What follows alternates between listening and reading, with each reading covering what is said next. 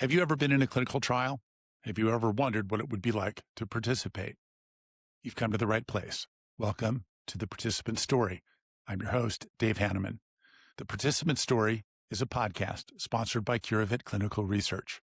Each episode, we speak to someone who has participated in a clinical trial. They get to tell their stories their way. Their stories are often terrifying, usually uplifting, always interesting. So thank you for joining and welcome to The Participant Story. I first met our guest, Ella Balasa, at an industry dinner last fall on the East Coast. I got to know Ella and learned about her struggles with cystic fibrosis and the way she has turned those struggles into her life's work to represent patients and improve clinical research from a patient's perspective. It was my pleasure to sit down and learn more about Ella and allow her to tell her story today on The Participant Story. Good morning, Ella. Good morning, Dave. Thanks for joining this morning. Where do we find you this morning? I am in sunny Florida in the Tampa Bay area. Nice. Is it sunny? It sure is. Good. It never rains here, so except it rained this past weekend on my birthday party, and I had a pool party, but that's okay. It was still fun. Happy birthday. When was your birthday? Thank you. It was Friday, so May 1st. Me too. Really? Really? I'm also May 1st. Wow. I've met 2 or 3 other people that share a birthday with me, but I feel like it's a special one, This is great. We're rolling into the podcast with a win already. Wow, yeah. Well, happy belated. All right. I'll make sure I text you next year. So thanks for joining us. I'm excited to speak with you today. We met in Boston or Washington, D.C. or something at a CTTI dinner, Clinical Trials Transformation Initiative, I think is the organization that we're a member of, and I believe you're a member of. So I think we met there and chatted about this podcast a little bit. It's been a few months getting it together, so happy that you could join us. Let's start, Ella, tell us a little bit about yourself, personally, professionally. We know your birthday. We know where you're living. Take it from there. Yeah, thanks, Dave. So the way I got involved in City, it sort of leads into the background a bit about me. But I'm on the Clinical Trials Transformation Initiative Steering Committee as a patient advocate representative.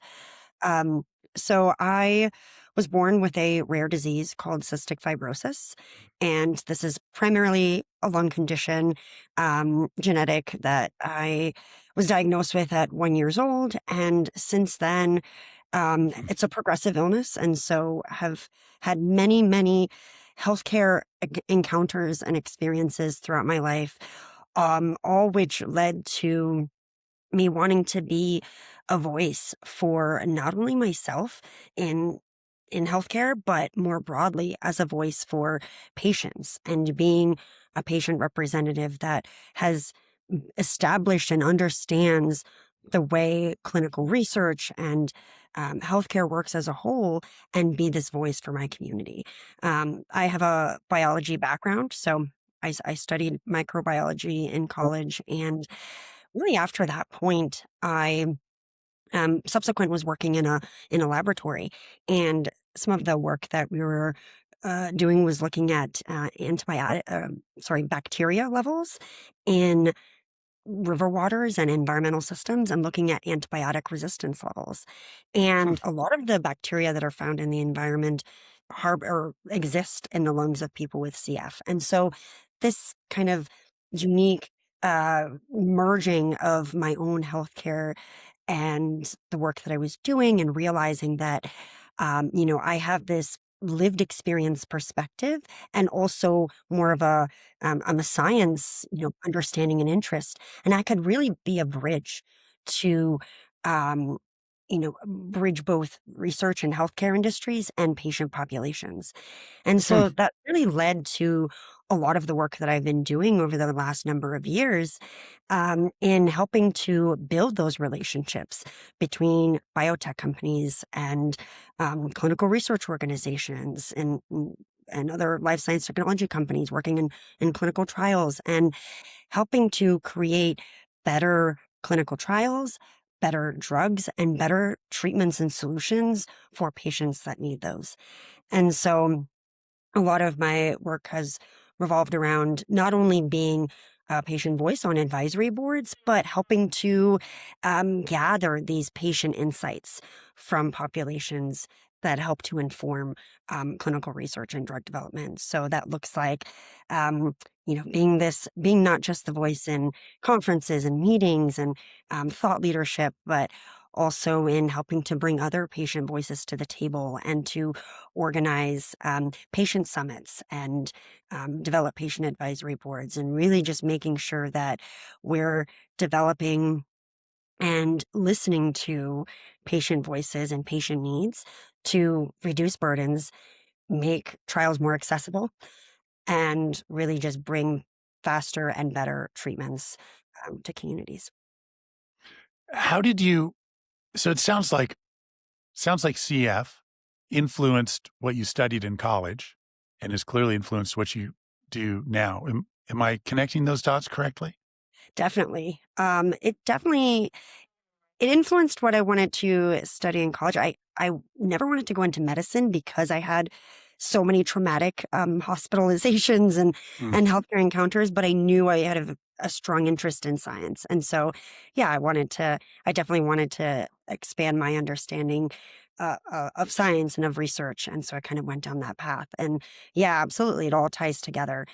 Really, me wanting to build these relationships with patient communities too stemmed from, truthfully, seeing the own progression of my disease. And when I was working in the laboratory, I, started to have to work part-time and reducing Mhm. my hours because I spent more time at home doing airway clearance treatments, breathing Mhm. treatments that, allowed me to, well, as I said, I was experiencing more of these difficult to treat lung infections caused by these infections in the lungs and needing to take more antibiotics.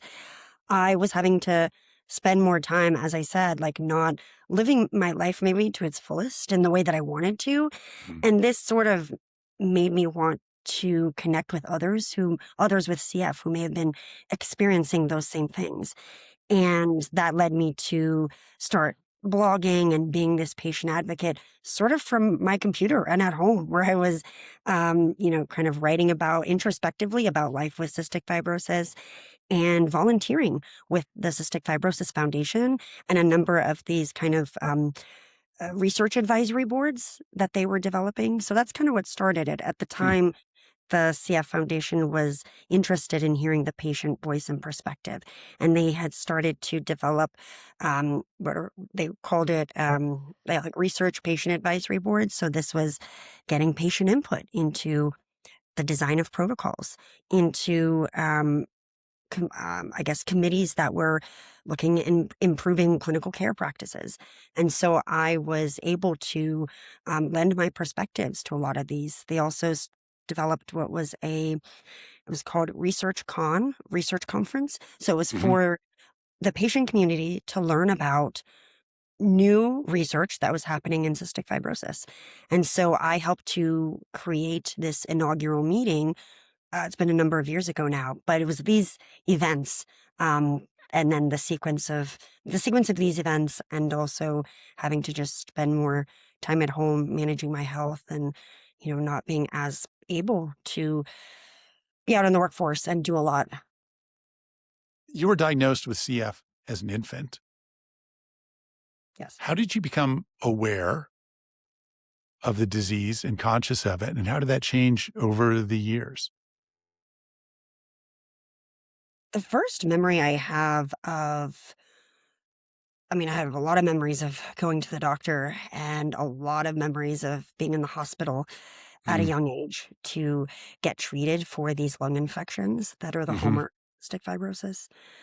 Um, at 12 years old, I distinctly remember the value from the lung function test that I performed. And that was a measure of just like the lung capacity and how healthy my lungs are. And that value at the time, 12 years old, was like 54%. So I have had Mm, pretty significant lung damage existing over the course of my life. And it is a progressive illness. So it's gotten, more severe. But that's the first time that I really realized the severity of my disease and mhm, the possibility and really the reality of a shortened life expectancy. mhm, Um, and after that, I never forgot another number. I tracked it in my head, whenever hmm, I would get, um, whenever I would have a doctor's visit or had to be in the hospital, it was something that really, um, I followed it very closely and really after that point was very vigilant about my care and, keeping up with, my own health and mhm, really being that advocate for myself too. And, in the clinic and in the hospital setting. hmm. What was your first exposure to clinical studies or clinical trials? Well, really, there weren't a lot of advancements for treating cystic fibrosis before my 20s. Mm, In my early mid 20s, there was a drug that is now approved for treating the underlying cause of cystic fibrosis. hmm, And this was in clinical trials at the time. And unfortunately, as I stated, with the reduced function of my lungs and the lung capacity that I now have and have had for the last number of years, I was ineligible for being a part of this clinical trial. hmm, And it was something that I really wished and wanted to be a part of. But because of the cutoff and inclusion criteria is including people with 40% or above of hmm, FEV1, which is a measure of lung function. And so mine has been in the 30s or lower since, since that point. And that, I advocated strongly in the community. And it's something that I now talk about quite publicly is the need for broadening the accessibility and inclusion of patient populations in clinical trials and thinking about how we can, you know, innovate on endpoints and broader inclusion criterias to include more diverse populations. Because it's something that, is still at then and even now, with having reduced lung function and lung capacity, I was part of and still am part of a population that really needs new therapeutics mhm, more than anything. And so, although I wasn't able to participate in that trial, really, even since then, it's something that I've really advocated for. And although that's not changed, that criteria has been pretty steady, and that's how meaning like that's the criteria that the industry uses in cystic fibrosis for clinical trials. But it's something that I'm hearing more conversation around. And obviously, as we are thinking about ways to innovate in trials and using digital markers and digital endpoints to capture new ways of capturing data, such as instead of using lung function as a primary endpoint value, thinking about even frequency of coughing as a measure mhm, and using, a digital monitor that can actually effectively track and qualitatively track this kind of data. So that was really my first big experience or lack thereof experience with clinical trials. But even before that, being having a science background and having an interest in um, learning about research and potentially benefiting from some of this research, I've really been a part of the community and understanding, what treatments and what trials exist out there. So um, even before this particular trial came about, or maybe right around that time, I was volunteering with another cystic fibrosis organization, and I was helping to create blogs about we were partnering with biotechs mm, in the space and creating patient facing language and materials and blogs to spread mhm, awareness with the community. So that was called Ella's Research Corner. So that was some of the volunteer work that I was doing at the time. So I've really been integrated and involved and having a really strong interest in clinical trials and clinical research. As you've advocated for diversity, and if I understood what you were saying, you were advocating for diversity beyond the things that people often think of: sex, race, socioeconomic. You're Right. talking about diversity of patients based on inclusion and exclusion criteria as well. As you've advocated for that, what has been the industry's response or pushback or support for those concepts? I will say, I think change is slow, and maybe that's just representative or reflective of all of the healthcare industry as a whole. Mhm. But I've published articles about this in Stat News and MedPage Today, and I've had conversations with the Cystic Fibrosis Foundation, and have spoke about it at a number of conferences and panels. I think that I think there's a part of a piece here too, from a regulatory standpoint, where the FDA is pretty used to accepting or seeing data from a certain population, a certain disease area.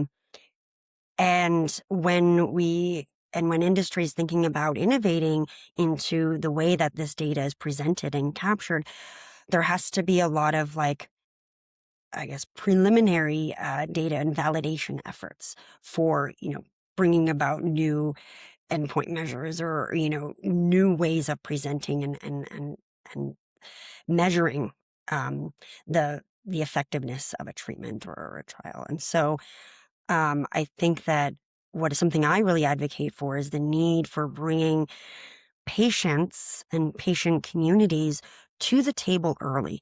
So, even before the design of these clinical trials, is really having a collaborative effort between the patient populations, patient communities, and those that they represent, the FDA, and then, of course, the sponsors, and really having that understanding and getting that patient voice and perspective to understand what is meaningful to a certain patient community. Like, what because this a measure of lung function obviously is a qualitative measure that can really assess the general health of a person. But Mhm. really, from a day-to-day perspective, there's so much more that needs to be understood. For example, I my lung function doesn't really change between, like, 26 to 28, 29% over the course of many years. It's not changed in between those values.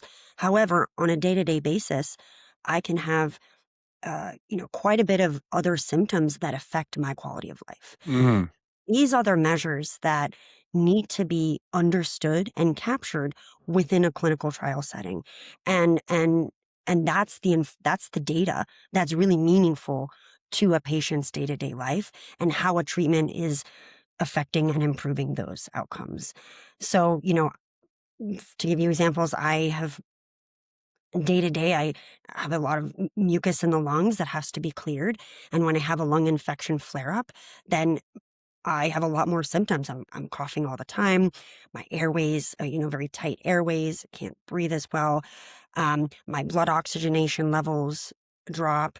Mhm. I get winded from, walking around the block or a flight of stairs. And Mhm. so it's these factors that really affect my quality of life. And if we can work together to really capture the way that these measure these, qualitatively, but quantitatively as well, and thinking about using digital measures and wearable devices to try to capture some of this information data. We can really innovate on trials as a whole. So to recap, I think it really takes the part of sponsors to listen to patients early and get this input and build these relationships, so that this kind of valuable information can be gathered, so that when we're coming to the design itself of the trial, we're we're addressing this right up front. And then, of course, bringing in, as much as possible, those conversations with FDA too, and making them aware. Okay, this is what the community, these are the changes that the community wants to see in these trials, that this is what would be meaningful to capture. And this is how we can do that. We met Ella at a conference that with an organization that is dedicated to innovating in clinical trials. And you've mentioned digital monitors, and a couple times you've implied that there are some technologies that are and maybe increasingly valuable to studies and trials, specifically in terms of capturing new endpoints for patients. Am I thinking about that the right way? And I guess my question is, what are what do you see as the emerging technologies, processes in patient care and clinical trials that will improve the experience of patients in trials, as well as the data that's captured from those patients? And I certainly think it varies based on the population and the way that a disease manifests, in any given condition. So these types of wearable, they would certainly be different based on the population. But I would say that, as I mentioned before, like thinking about a lot of like quality of life measures or like patient reported outcome measures are always, secondary Yeah. endpoints or even, exploratory sometimes because there is, it's not as strongly to be able to statistically validate it and Mhm. to, qualitatively measure. And so, or quantitatively measure, sorry. And so I think, in that example that I gave before, a wearable that measures how many times a day a person is coughing and maybe even to the degree of what type of cough it is, if it's more of a wet mucousy cough or a dry cough. I mean, I think these, even in now giving this a cystic fibrosis example to continue it, that there can be, depending on whether it's a dry or wet cough, it is dependent on how what state the lung infection is for a patient. I mean, like for example, like I'll early on, if an onset of an infection, I'll have like a drier cough. And then it obviously, when the infection really starts off and there is more mucus accumulation and more of that active cycle of inflammation and infection, then it's more of a wet cough. And so this can really give insight into a lot of very granular details of what that patient is experiencing and how a treatment or a trial can improve these symptoms and quality of life from a quantitative perspective. So that's just one example. But outside of cystic fibrosis too, and Duchenne muscular dystrophy and other Mhm. other types of mobility and neurological conditions, really understanding the gait or the way that a person is able to move can be, and the nuance and the very small details of that in a day-to-day from a day-to-day perspective is really important to capture. So, how easily a person feeds themselves or picks up a spoon to put it in their mouth. If they're, it's one quality of life, could be, can the person feed themselves? But if you want to get more specific, well, they can, but does the hand shake, as it comes to their mouth? And do they sometimes miss their mouth, maybe 10% of the time? And how much is that increasing? And so like this, capturing this kind of data through, either maybe devices that are, capturing movement in the home and whether they can, very specific details like this. And obviously with the advent of AI and the use of AI technologies, we can really um, capture this kind of information and data and use it to understand and to provide that valuable data to trials and then into drug approval. So there's a huge opportunity here in many disease areas.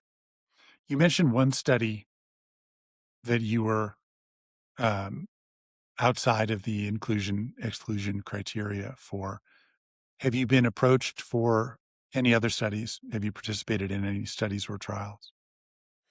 I've participated in an observational study after this drug was approved, actually, and then I was Oh, able to be on the drug, which has been very fortunate the past five. I've been very fortunate the past 5 years to be able to be on it. But is observational to understand, how it's changing the population's need, patients' communities' needs for other medications that like maintenance medications, like if this mhm. is reducing the need for those, if it's changing behaviors in taking those medications or adherence, and really just understanding, how it's changing quality of life measures. So that was something I participated in for about a year, I would say. And then also have participated in a phase 4 device trial as well. So this was Oh, prior to that, this was a way to an airway clearance device. So it was using oscillation or frequencies to move the secretions in the lungs. So hmm. I was also a participant in that trial. So limited to some degree, but do obviously have a lot of awareness to different trials and the needs of the community. How were you approached for the medical device trial? It was actually, I had mentioned this before, that that nonprofit organization, Cystic Mhm. Fibrosis nonprofit that I was helping to create those patient-facing materials. We're partnering with industry and creating messaging for those. They had reached out to us and asked if we'd be interested in partnering and to share more information about the opportunity to participate. And so I found out about it through that. What was your reaction? Walk us through the your thinking and your participation. Oh, certainly very interested. I am somebody that is very open and willing and eager to advance science and research in medicine. And so I, especially if there's no major, potential downside or, adverse events or complications that could arise, which from a device like that is, would be unusual. And so I was really interested to Mhm. try potentially try something new and different that could help with, you know, opening my airways and providing me, easier breathing and better quality of life. So yeah, I was very, very interested and open to that. What was the experience like, especially since you know the space, you know the industry? What was it like to experience the recruitment, consent, enrollment, the all the administrative overhead, sometimes burden of being in a trial? What was that like? It definitely required me to be on top of things in the sense of like it was all virtual. So I didn't go into a clinic visit to get the device. I was mailed the device, Hmm. had to consent virtually as well. We had a Zoom call to, discuss the consent and go over that before enrollment. But, I, of course, and this was right before COVID. So, I think a Mm. lot of the DCT platforms and just like innovation hadn't really, started quite yet. And so, I was communicating via email and then through like another platform that was used or an app that was going to be used for collecting data. It was quite cumbersome though, and not that streamlined. So it required a decent amount of coordination from me, Uh-huh. and just kind of remembering details and follow-ups and stuff. Um, so it was almost kind of like an extension of like a job, you could say. Yeah, it felt pretty like, yeah, I had to manage quite a bit, you could say. Yeah. Yeah, I bet. What was the support like from the study team? Um, I could I could contact them via email, or there was a phone number as well. But it was a pretty I'd say generally speaking, it was fairly hands off in the sense that, there was a couple of check-in periods. I'd say like 2 or 3 maybe over the course. I think I was participating for a month. Um, and but it was kind of like, okay, if you need help or if you have any questions or, you then feel free to reach out. But other than those like 2 or 3 checkpoints or check-ins, there wasn't, a lot of like follow up or kind of, okay, is this going well? Are you capturing the data, as we sort of intend for it? Are you using the device properly? I think that's where a lot of, especially in like device trials, that's where there needs to be a lot of more, or I think just like making sure that the patient knows how to use the device and when there's troubleshooting or there's issues, um, or even just in using some of these like patient platforms and these other type of remote monitoring technologies, that oftentimes things can go wrong. And, if there is sometimes, if the patient is busier or they're just maybe not as adherent to some of these, if their treatments are generally just like less adherence, they may not immediately reach out to the the site or whoever Hmm. they're communicating Hmm. with to report these things. And so having close monitoring, I think, is really important. So that was something that I think could have been improved in my experience, because there were certainly at the beginning, like, you know a time or two where I wasn't sure that the data was actually being captured and sent through because there was no like confirmation on my end. And so there was, some questions there, but I didn't reach out. I was just Hmm. assumed that it was going to work. So yeah, I think that's really important generally. So this is pre-COVID. It's a decentralized trial, and you're participating remotely. Yeah. Uh, who are you interacting with? Was it a physical site that was running the trial, and you were interacting with them remotely, or was it a truly sort of virtual site that you were engaging with? It was with the sponsor directly. So It was. it was a pretty small trial, and I believe it, well, I could be wrong, but I believe it was somebody from the Yeah. sponsor directly. Um, because it wasn't, there was, yeah, from what I can recall, that's what it was. And so it was, yeah, so there's no like remote or virtual site, or like some other parties involved. So I think that maybe that could have also helped to facilitate. It could be that obviously the sites they have, sorry, the sponsors they have other responsibilities. Who know? I don't know who was assigned to manage this trial or at least communicate with me. But I think maybe having a third party, somebody that is solely responsible for making sure that communication with the patient and Mhm. all the data is being captured and it's all followed up precisely, having that third party person could really supplement or, to have helped, I think, in some of those instances. How have you seen these technologies, processes, um, and the concept of decentralized clinical trials? You were in one before COVID. How have you seen that industry evolve since pre-COVID through COVID and now into a more maybe stable future? I mean, it changed so dramatically as I think we all saw, overnight. I mean, right, there were telehealth visits, which was pretty uncommon before. And, all of even my clinical care went all virtual and we had to Mhm.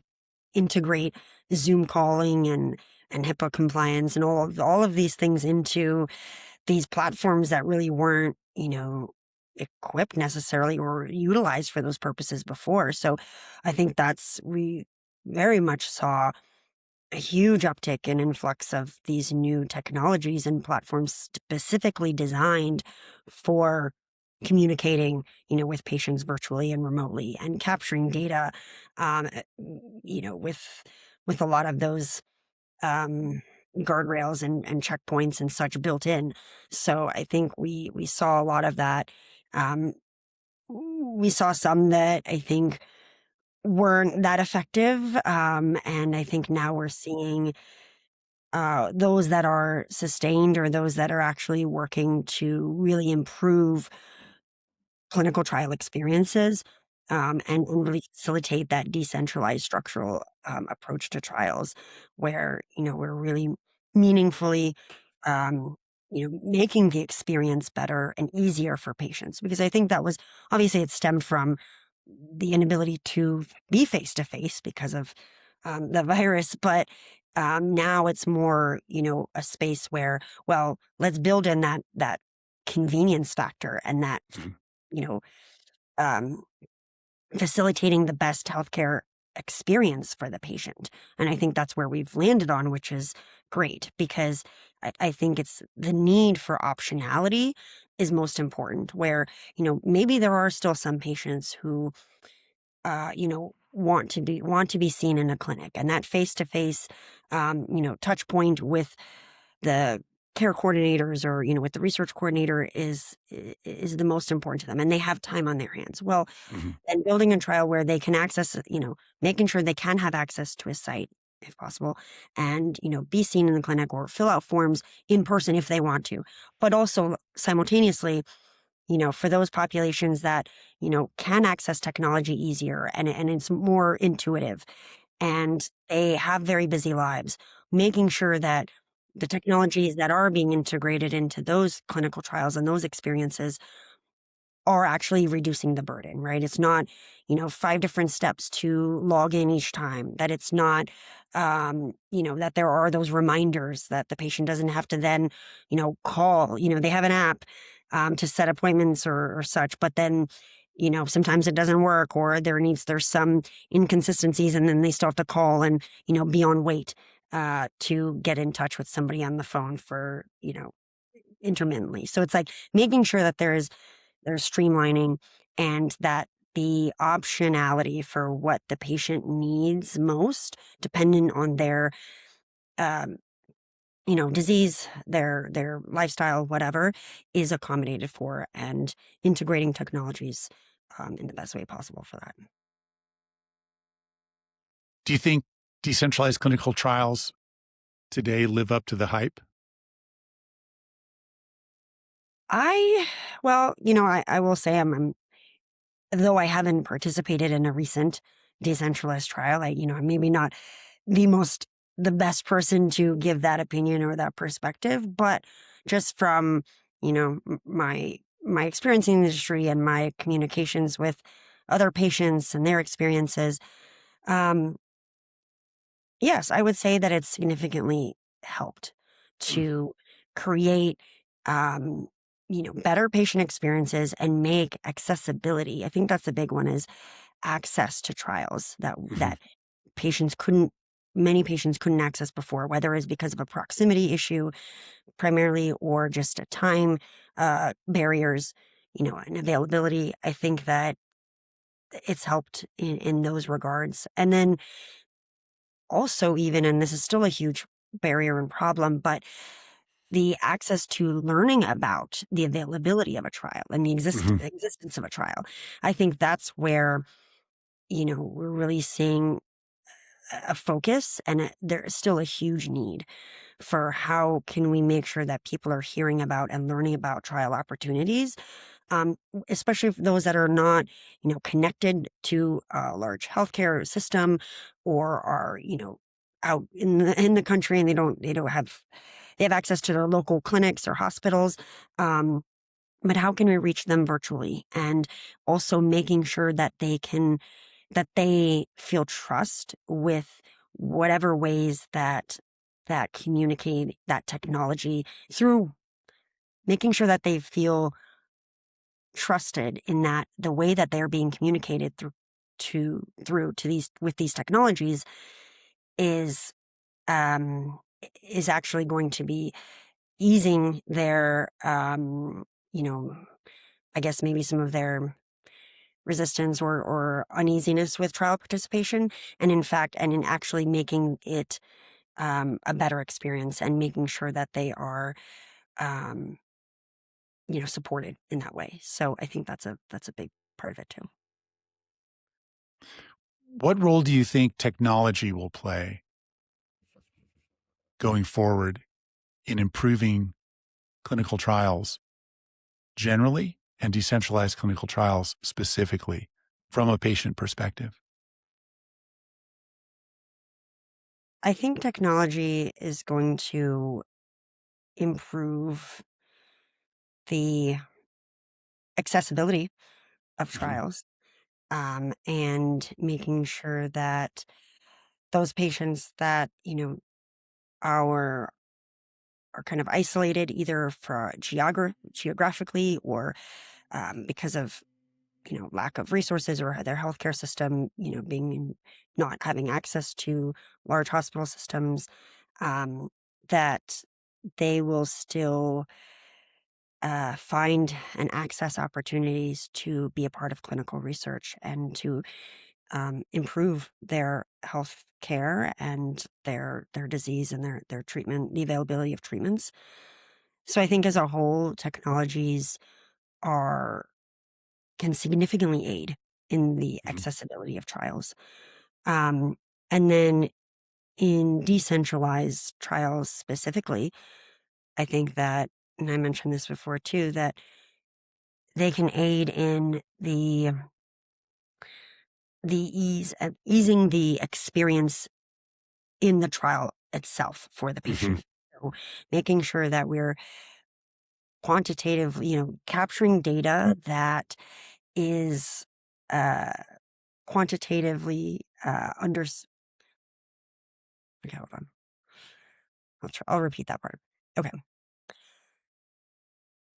I think in decentralized trials specifically, um, the most important way that technologies can play a part in improving trials and experiences for patients is easing that burden of participating and making sure that the data that is being captured is coming from various quantitatively measured sources, whether that's wearables that are capturing measures of coughing or Mhm. understanding the way a person is moving and really these nuanced details of quality of life and using we can really use wearables and decentralized trials to aid in the advancements of trials in these ways.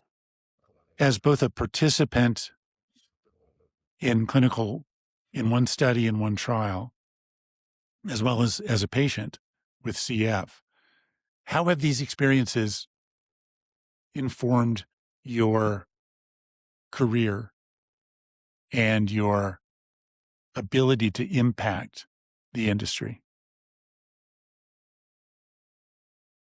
I feel that I've gotten a greater understanding of not only what it means to be a participant, um, but I, understand what are the hurdles sometimes too on the part of industry and on the part Mhm. of clinical research organizations and the part of sites to, you know, be able to remove barriers for patients and build those strong relationships and build the trust for patients to, want to participate in trials and to um, provide accessibility for trial participation itself. I think that so my own lived experience, my personal experience participating in trials as a patient and being a patient advocate and this voice and seeing where there are these gaps and areas of improvement that the industry and we can make as a whole by being more collaborative with patients together. I think that's what's really allowed me to be this voice for communities and to really be this um, I guess building block or bridge between patient populations and the healthcare industry to make trials um, better and use more effective technologies, capture data that's more meaningful, and really create experiences and bring about better treatment options in the future. If you could write an email to your former self of 15 or 20 years ago, based on your experience in studies, trials, in the industry, what would you say?